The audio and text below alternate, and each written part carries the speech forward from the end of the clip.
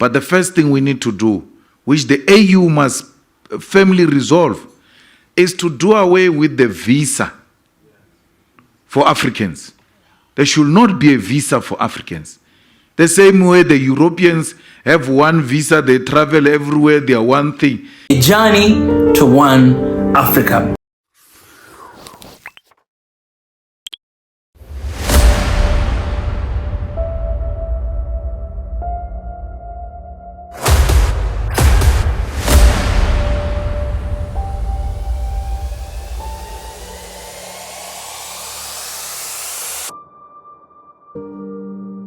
That the original thought of the AU as OAU, it was to establish, the founding fathers wanted to establish a solid government. And they got defeated in that discussion. But the intention has always been to create a solid government from its inception. That we should come together and be one.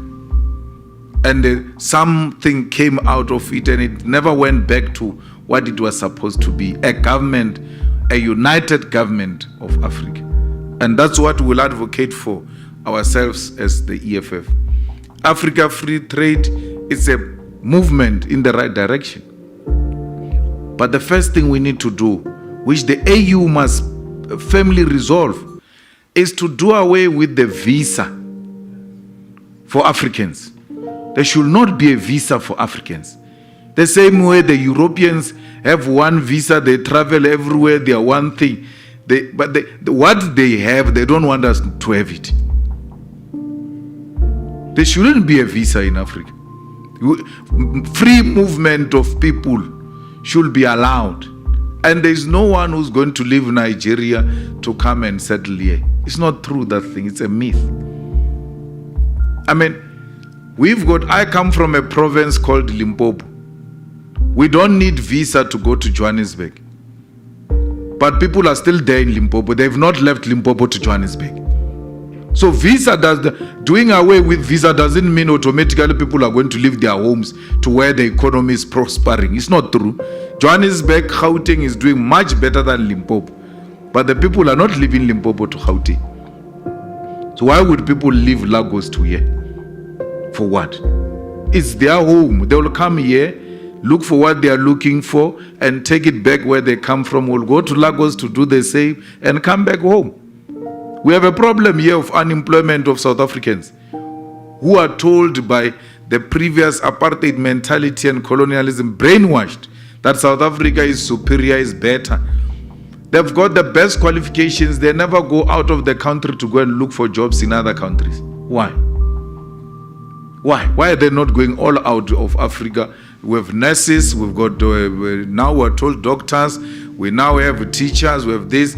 Africa is in need of that skill.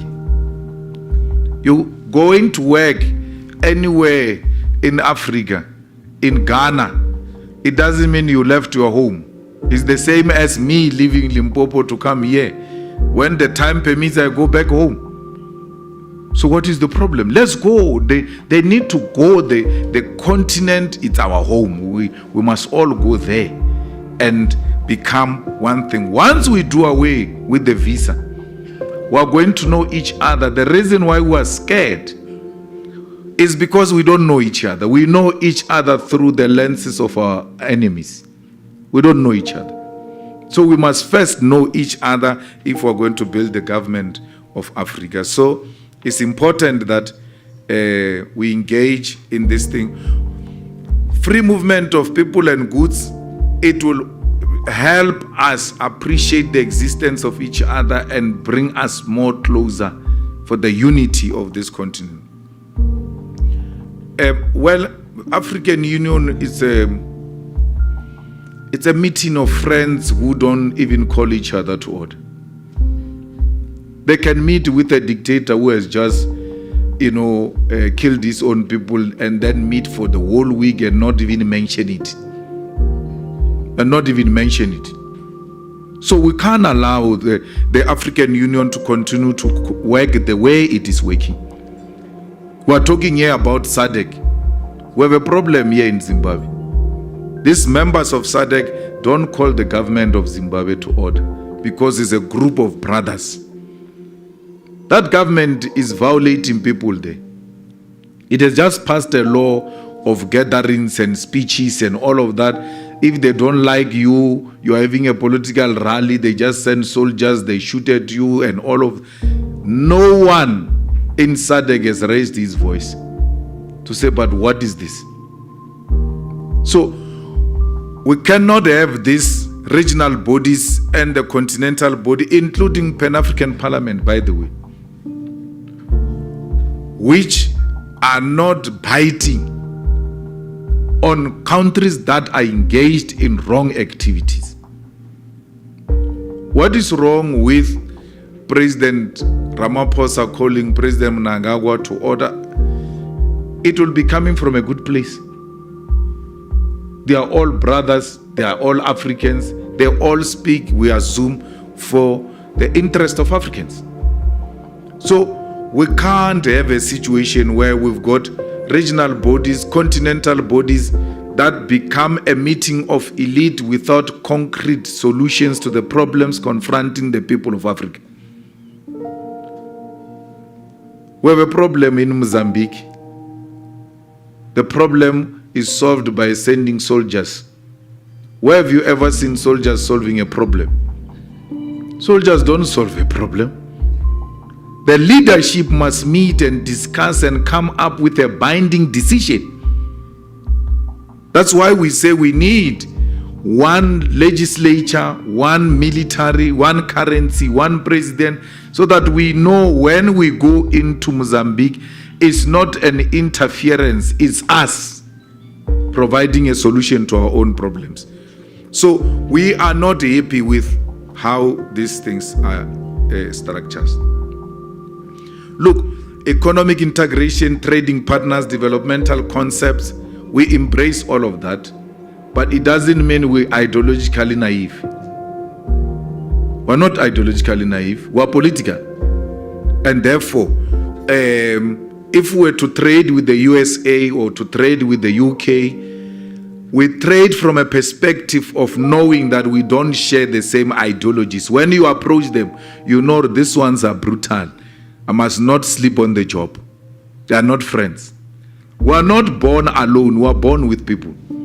That's what friends are for. And to have friends that are aligned with you ideologically is nothing wrong. It's not an old-fashioned thing. It's actually apolitical to want to approach politics without ideological orientation. From which ground do you move from? What informs your perspective as a person who is a political animal? It's important always to have our sharing ideological perspective with China. It doesn't mean you can't get a foreign direct investment from Norway or from UK or from Germany. No. You always relate with all countries. Foreign direct investment is more than welcome, but on our terms. Not on Germany's terms. No. We have been giving Germany a lot of money here in South Africa for assembling cars. Not for building cars, for assembling cars. Why is Germany not building those cars here? And create jobs here? In South Africa, we have a problem of unemployment here. Germany will not have a problem. It needs leadership that is decisive, that is going to say, look, we're going to meet you halfway, but you have to meet us halfway. Assembling is not enough.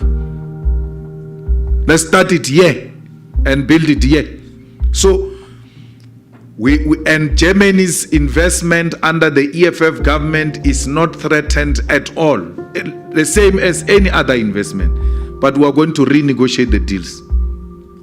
And they must be to the interest of Africans. Botswana did it now, where DBS just wanted to change a diamond deal and all of Botswana said it's not going to happen. You are going to trade here and do diamond here on our terms. Botswana screamed, DBS screamed, kicked, did all manner of things. If this thing is not signed by when we leave, they said you can go. But we are going to sign the deal on our terms. DBS went back and signed. So that's leadership.